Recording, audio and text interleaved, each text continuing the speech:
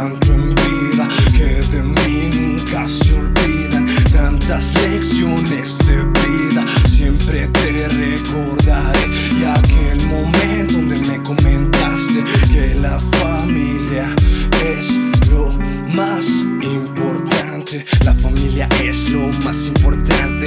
Es por lo que salimos día a día hacia adelante, sin importar qué tan fuerte y desgastante sea mantener este tren andante. Ante cualquier contrincante, siempre hacia adelante, nunca hacia atrás. Si miras seguro tropezarás, caerás y de nada servirá lamentarte. No seas un muerto andante, debes aprender de tus errores, aprender y manejar tus emociones y claro, así ser mejores. Yao.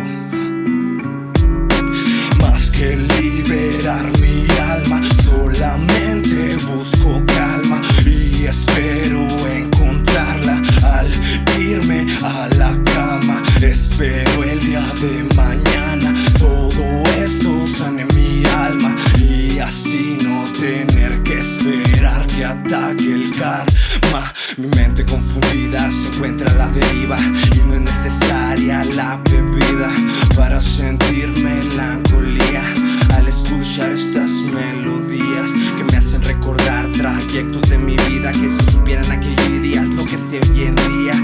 Pero de eso se trata la vida, debes aprender de tus caídas, ya que así estaba deparado. Debido a eso vamos madurando, pero claro, sin dejar la felicidad de un lado. Desde arriba te vigila a quien más de tanto en vida.